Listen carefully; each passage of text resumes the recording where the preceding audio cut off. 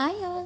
ഇന്ന് നമ്മൾ ഉണ്ടാക്കാൻ പോകുന്നത് തേങ്ങ അരച്ച് വെച്ച അയലക്കറിയാണ്. അപ്പോൾ അതിനായിട്ട് ആദ്യം തന്നെ ഒരു ചട്ടി എടുക്കുക, അതിലേക്ക് ആവശ്യത്തിന് വെളിച്ചെണ്ണ ഒഴിക്കുക.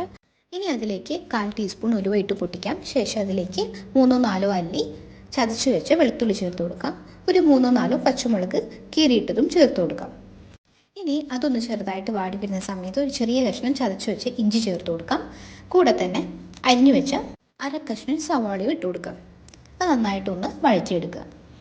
സവാള ഒന്ന് നന്നായിട്ട് വഴന്ന് കളർ മാറുന്ന സമയത്ത് അരിഞ്ഞു വെച്ച അര കഷ്ണം തക്കാളി ചേർത്ത് കൊടുക്കാം.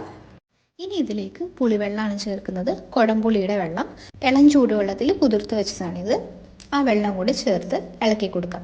കൂടെ തന്നെ ഇത്തിരി കറിവേപ്പിലയും. ഇതിന് ലോ ഫ്ലെയിമിൽ അടച്ചു വെക്കാം. ആ സമയം കൊണ്ട് നമുക്ക് കറിക്കുള്ള അരപ്പുണ്ടാക്കാം. അതിനായിട്ട് അര കപ്പ് തേങ്ങ, 1/4 ടീസ്പൂൺ മഞ്ഞൾപ്പൊടി, 1.5 ടീസ്പൂൺ മുളക് പൊടി, ഒരു അര ടീസ്പൂൺ മല്ലിപ്പൊടി അത്രയും ചേർത്ത് നല്ല പേസ്റ്റ് രൂപത്തിൽ അരച്ചെടുക്കാം. ഇനി അത് ചട്ടിയിലേക്ക് ഒഴിച്ചു കൊടുക്കാം. അപ്പോൾ തന്നെ കറിക്ക് ആവശ്യമായ വെള്ളവും കൂടെ ചേർത്ത് കൊടുക്കാം. ഇനി കറിയിലേക്ക് ആവശ്യമായ ഉപ്പ് ചേർത്ത് കൊടുക്കാം.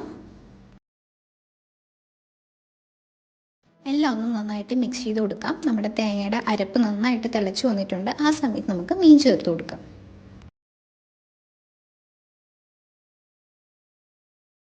ഇനി ഒന്നുമില്ല, മീനൊന്ന് വെന്ത് കിട്ടണം. അതിനായിട്ട് മീനൊക്കെ ഇട്ടതിന് ശേഷം ഒരു 5 മുതൽ 10 മിനിറ്റ് അത്രയും മതി അടച്ച് വെച്ച് ഒന്ന് വേവിച്ചെടുക്കുക. അങ്ങനെ തേങ്ങ അരച്ച് വെച്ച അയലക്കറി റെഡി ആയിട്ടുണ്ട്. ഇനി അതിൻ്റെ മുകളിൽ ഇത്തിരി കറിവേപ്പില ഇട്ട് കൊടുക്കാം. വേണമെങ്കിൽ ഇത്തിരി വെളിച്ചെണ്ണ ഒഴിച്ചു കൊടുക്കാം, പച്ച വെളിച്ചെണ്ണ. അങ്ങനെ ആവശ്യത്തിന് പുളിയും എരിവും എല്ലാം ഉള്ളൊരു കറിയാണ്. ചോറിൻ്റെ കൂടെയാണെങ്കിലും പുട്ടിൻ്റെ കൂടെയാണെങ്കിലും ഒക്കെ സൂപ്പറാണ്. ട്രൈ ചെയ്ത് നോക്കാം. താങ്ക്